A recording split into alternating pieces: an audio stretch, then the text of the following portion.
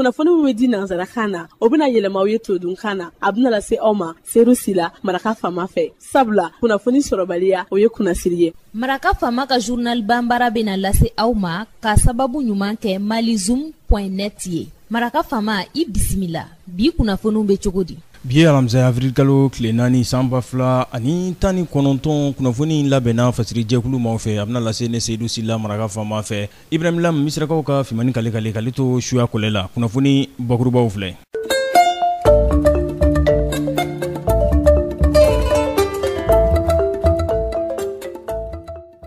Diɲɛ tɔnba ONU o ka ciden minnu bɛ anw fɛ fugulanbulamatigiw kulu kɔnɔna na n'o ye MINUSMA ye u dagayɔrɔ min bɛ Kidali mugu kerenw kɛra ka ɲɛsin u ma jamana kɔrɔyan fan fɛ kunungo. Diɲɛ tɔnba ka bolofara min bɛ n'o ɲɛsin bɛ lakanda ma diɲɛ bondakun kan n'o k'o ma ko Conseil de sécurité kunungo u y'a jira k'a fɔ ko kalo damadama min bɛ nale u bɛna jateminɛ kɛ kasikebilen ninnu n'o ye fugulanbulamatigi ninnu ye diɲɛ tɔnba tɔgɔ la u ka lahalaya kan ka bila minɛn jumɛn kɔnɔ. Internews ani radio Kiledu olu ye sigi ka masala kɛnɛ sigi kunungo kunnafoni disira kuraw olu ka lahalayaw ka bɔlɔlɔ o siratigɛ fɛ ani hadamadenya o lahalaya kunungo Maison du Partenariat Bamako Angers a kɛra yeninɔ dɔnkibaru ɲininaw bloguɛriw ni bɔlɔlɔ kunnafoni dilaw u tun bɛ kɛnɛ kan dɔnkibaru la kumabɔ olu ye nin ye minnu bɛna walawala aw ye sisa dagani na aw ni ce maraka faama ka journal Banbara lamɛnli la.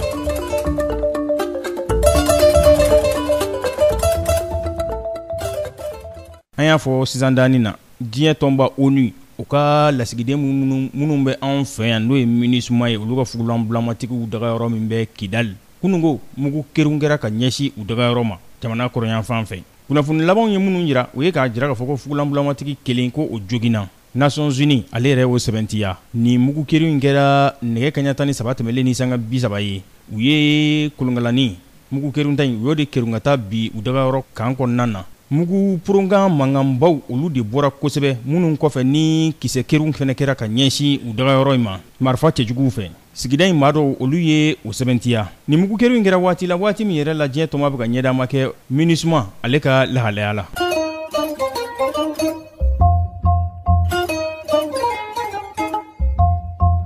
Diɲɛ tɔnba ONU o ka bolofara min bɛ yen n'o ɲɛsin bɛ lakanda ma diɲɛ bondakun kan n'u ko ma ko Conseil de sécurité kunungo u ye a dangɛnɛmaya k'a fɔ ko kalo damadama min bɛ nale u bɛna ɲɛdama kɛ MINUSMA yɛrɛ ale ka kow kan ka bila minɛn minnu kɔnɔ u bɛ se ka jateminɛ kɛ olu la cogo min na. Ka sababu kɛ olu nakun ye ka na Mali dɛmɛ basigi o bɛ se ka waleya jamana o kɔnɔna na cogo min na nka an dun bɛ don min na i ko bi ko basigi o sira sɔrɔla de ka sababu kɛ lakandabaliya ale de bɛ ka ɲɔkuru sɔɔri kosɛbɛ anw ka jamana camancɛ bolo ka taa kɔrɔyan fan fɛ jumadonya tɛmɛlen l'Américain jamana ale ko waati sera ten sa ko ka ɲɛdama kɛ ka jateminɛ kɛ wulikajɔ minnu bɛ ka kɛ fugulanbulamatigiw fɛ diɲɛ bondakun ka kɛrɛnkɛrɛnnenya la Mali kɔnɔna na ka jateminɛ kɛ a la ka sababu kɛ Antonio Guterres n'ale ye ɲɛminɛ ye nin kulu in kɔnɔna na ale ko fugulanbulamatigi minnu bɛ anw fɛ yan nin a bɛ taa fɔ maa 14 Bonyango la kabini san 2013 waatiw.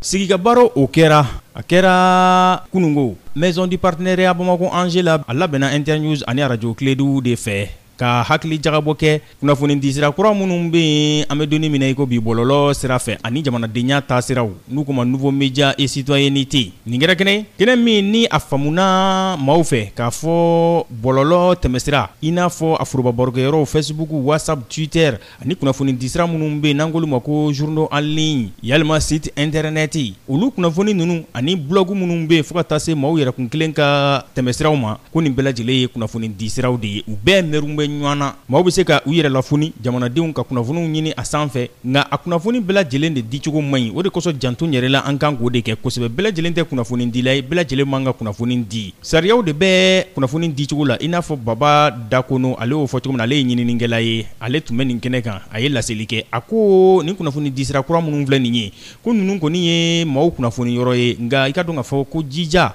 o de kan ka k'a la dɛ k'a sababu kɛ a kan ka kɛ lafaamuyali ladɔnniyali a sariyaw olu bonyali siratigɛ fɛ a man ka kɛ yɛrɛ sago kɛ kunnafoni di o siratigɛ fɛ Togola Awa Semega ale Web TV o ye jabarani filɛ o dɔ ye bɔlɔlɔ sanfɛ n'u ko ma kunnafoni.com ale ye o ɲɛminɛ ye wa ale bɛ tɔn kɔnɔna na n'o ye Appel Mali ye n'o ye bɔlɔlɔ kunnafoni di sira baarakɛlaw olu ka kuluba ye a ye ɲɛfɔli kɛ. Appel Mali kɔnɔna na ni y'a san damadamanin an y'a essayer ka avant projet de loi dɔ créer min bɛ médias sociaux régi min bɛ médias en ligne régi min bɛ réseaux sociaux régi donc o loi kɔnɔna na sanction damadamanin b'a la ni i kan ka publication ni fɛn fɛn kɛ réseaux sociaux sanfɛ i b'i kɛcogo dɔn fɔlɔ parce que n'i ye fɛn dɔ kɛ min bɛ jamanadenw dusu wuli ka futinɛ wuli jamana kɔnɔ sanction bɛ yen o sanction kan ka ta mais a loi ma adopté fɔlɔ a ma foyi an bɛ discussion na ni ministre an ka ministre ye min ye Haruna Modibo Touré ye cogo min na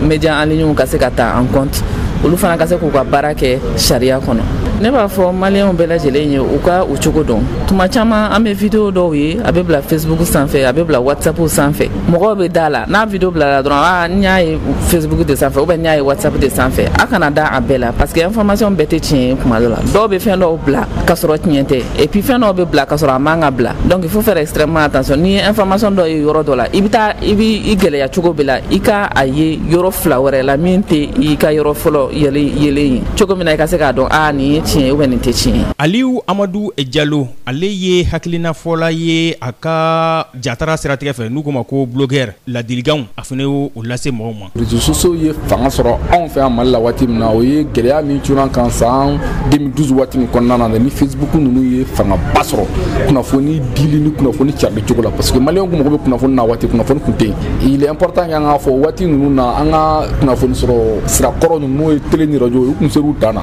u kun ma se ka mɔgɔw lafaamuya kuma kun cayara donc a bɛnna ni waati ye maliyɛnw kun mago bɛ kunnafoni na donc Facebook kun kɛra yɔrɔ ye sisan mɔgɔ bɛ taa kunnafoni ɲini yɔrɔ min na ni mɔgɔ bɛ kunnafoni bila yɔrɔ min na parce que censure tɛ contrôle tɛ bɛɛ bɛ a bila bɛɛ b'a ta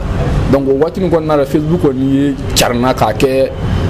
bɛɛ yɛlɛn'a kan jama cayara kan o waati ni bi cɛ ko camanba de kɛra yɛlɛma camanba de nana mais waati nin kɔnɔna na an bɛ se k'a fɔ ko Facebook ye carini yɛrɛ sɔrɔ o waati nin kɔnɔna na ne b'a fɔ mɔgɔ min bɛ kunnafoni reçoit o ko bɛ yɛrɛ de bolo sisan i tɛna parce que Facebook ninnu bɛ cogo min na bɛɛ bɛ se ka kunnafoni bila a kan a yɛrɛ nakun de y'o de ye bɛɛ ka kɛ kunnafoni bɛɛ kana kɛ kunnafoni dila ye mais bɛɛ bɛ se k'i hakilinata fɔ bɛɛ bɛ se ka kunnafoni bila sisan mɔgɔ min bɛ kunnafoni lajɛ ani mɔgɔ min b'a reçoit de b'a jateminɛ jɔn de ye kunnafoni bila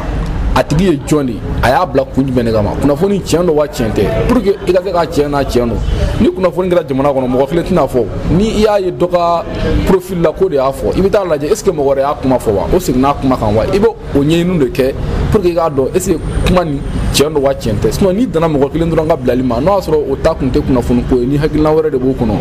n'o ye bɛ se ka kɛ tiɲɛni hakilina ye e kɔni bɛ fara o de kan sa k'o hakilina tɔ sinsin ka taa o de la il est important toujours n'i ye kunnafoni ye dɔrɔn i ka taa a vérifier i ka taa ɲɛɲini i kana sɛgɛn o la fiyewu surtout bɛ min ye Facebook kan n b'a fɔ n ko mɔgɔw ka jateminɛ camanba kɛ ne welela k'an se jamana ɲɛmɔgɔw ma fɔlɔ k'u réseaux sociaux u k'a essayer ka fɛɛrɛ dɔ ɲini a la ka sariyaw dɔw sigi a la sariya minnu tɛ mɔgɔw bali k'u hakilina kumaw fɔ nka a bɛ mɔgɔw bali ka tiɲɛni dɔw kɛ n'o bɔra a la population yɛrɛ ne welela ka misa bɛɛ ka jateminɛ bɛɛ k'a dɔn k'a fɔ Facebook fɛn ninnu filɛ nin ye i k'a ɲini k'a dɔn fɔlɔ vraiment an bɛ fɛ ka min fɔ n'i ye fɛn dɔ bila Facebook kan a tɛ tunu hali n'i y'a supprimer a tɛ tunu donc i kan k'i janto de bɛ to ka kuma kelen fɔ mɔgɔw ye i tɛ fɛ fɛn fɛn na i tɛ fɛ mɔgɔw ka bɔ fɛn fɛn kalama suguba la ka n'a bila Facebook kan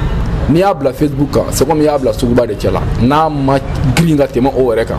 donc kana bila i kunna k'a fɔ ko i dogolen don kelen b'i ka so kɔnɔ n'i y'a cari dɔrɔn bɛɛ de b'a ye et puis i k'i janto i bɛ kunnafoni min reçoit a ka ɲi wa a man ɲi o e ka baara de ye sisan donc vraiment il est important mɔgɔw ka Facebook bɛɛ ka yɛlɛ a kan a ka ɲi yɔrɔ fɛn caman de bɛ sɔrɔ a kɔnɔ mais n'i yɛlɛla a kan i ka jateminɛ ba kɛ i ka hakilisigi ba kɛ i ka kow la o bɛ sinikɛnɛ nafa se i yɛrɛ ma. nin kɛnɛ in a kɛra kɛnɛ wasalenba ye k'a sababu kɛ a y'a to maaw k'a faamu k'a fɔ kunnafoni disira kura ninnu ani jamanadenyaw bɛɛ lajɛlen de mɛru bɛ ɲɔgɔn na k'a sababu kɛ dɔ bɛ kunnafoni di dɔ bɛ o faamuyali sɔrɔ nka a kan ka kɛ ni a sariyaw bonyali de ye yaasa bɛɛ lajɛlen bɛ se ka i ka dɔn ka fɔ nafa sɔrɔ a la cogo min na hakilila jiginna k'a yira la k'a fɔ Internews ale kɔni ye cakɛda ye cakɛda min bɛ dɛmɛ ta ka ɲɛsin dɔnnibaru ɲininaw ma yaasa fo bɛ se ka kunnafoni ɲuman k'o di cogo min na kɛrɛnkɛrɛnnenya la waati min na ni gɛlɛya bɛ jamana kɔnɔ ani kalata waati a tɔrɔmɔɲɔbɔ a bɛ ka kɛ USAID de fɛ de k'a mɛru NDI fɛ.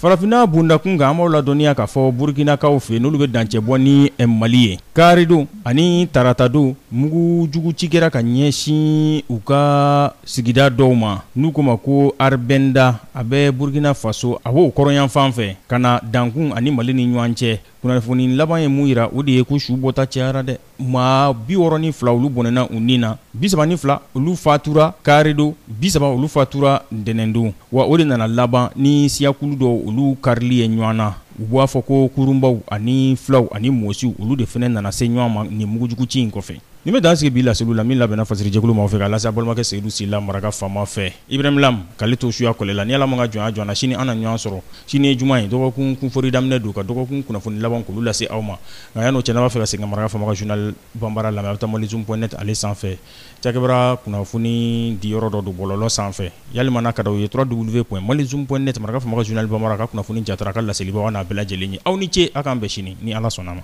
maraka faama ka bi journal banbara lasera aw ma ka sababu ɲuman kɛ malizoom.net ye